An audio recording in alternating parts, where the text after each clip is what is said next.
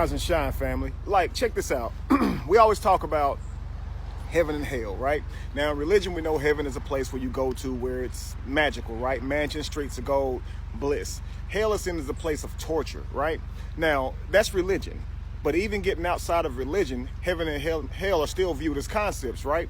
But they're viewed as something different. Not a place that you go to after you die, but a place that you go to daily, if you will. It's in your mind. Heaven or hell are conditions of the mind, in which both concepts are still similar, right? In heaven, it's happiness, it's bliss, right? It's magical. In hell, it's torture, it's torment, it's depression, it's pain, right? It's anger, right? So if heaven and hell is a state of the mind, does sin still keep you from heaven? Does sin still take you to hell? Without religion, who puts you in heaven or hell? Well, attached to these concepts is you are the God of your world. You are the God of your universe. So heaven is owned by you. Hell is also owned by you because God creates both of these places, right? In religion.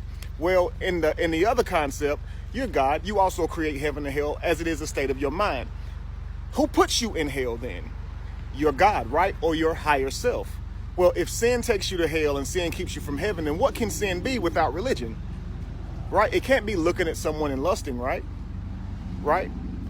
It can't be not being circumcised, right? It has to be something different. So I want you to think about this. If heaven is in fact the place of bliss and sin keeps you from there, then things that keep you from your place of bliss would have to be sin, right? For example, sin would be not respecting or taking into account your diet, eating whatever you want, whenever you want, because that would lead to ultimately bad health and cause you misery and pain, right? Ruining your happiness, taking you from your state of bliss. Sin to you would be allowing people to treat you badly.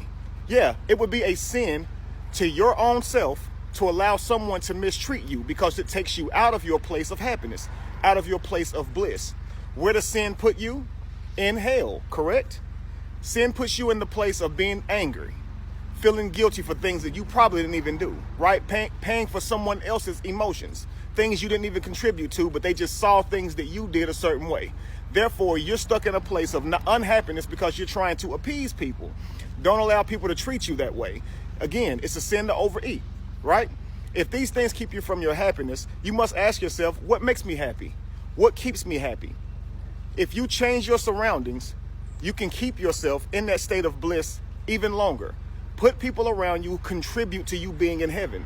People who give you positive affirmations. People, even when they criticize you, they construct you in a way to where it helps you grow, not just offers you unnecessary, uninvited opinions. That's something that can put you in hell. When you begin to do something that you feel like is great, put a plan into place that you feel like is going to be amazing, and that person comes out of nowhere, offering their opinion, which ultimately stagnates you going and doing that thing, right? Don't allow opinions when you didn't ask for them, right? You know how we say, did I ask for your opinion? Or if I want your opinion, I'll give it to you. We need to get back to that. But in that case, though, if we're stating what we want to do, stating our plans out loud, we have to say that we're opening that door for people to come and bring us those type of opinions. So keep those things in your mind, develop a plan in which you can make these things come to pass. Forgive me. And don't give this stuff to everyone, because when you do, they feel obliged to give you their own opinion, which you didn't ask for. They start telling you how they would do it. Well, it's not their mission. It's not their plan. It's not in their heaven. They didn't conjure this up. You did, right? Keep in mind, family, we're going to talk about this more, but I want you to understand something. Sin is that which keeps you from your happiness, your ultimate happiness. So if people are around you telling you you are not good enough, you're allowing these people to keep you in hell. We call these people agents or gatekeepers or demons, right? These people keep you in hell by constantly giving you negative information. And what do you do with that negative information? It fuels your negative thoughts, which creates that hell for you. Positive information or positive affirmations creates positive thoughts. Try to keep meditating on that and put people in your life who contribute to that, right?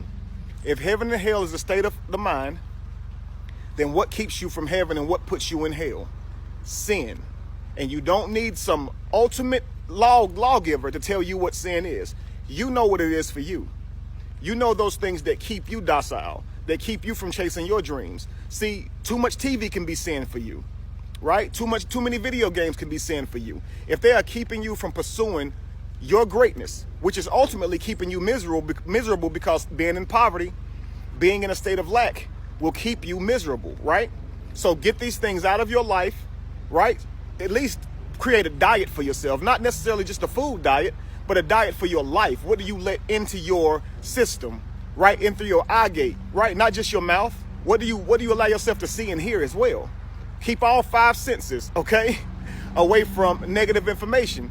And even if it seems positive, again, sitting around it too long can stagnate you. Be about your goals, be about your dreams, and try to make your tomorrow better. Anything keeping you from that ultimately will put you in a hell, family, if we're looking at it from the standpoint that it is a condition of the mind, all right? Be evolution, be the change that you want to see, and no candle loses its flame from lighting another. And if you were to ever find yourself in the middle of chaos, it is in that chaos that you have found yourself. Peace, family.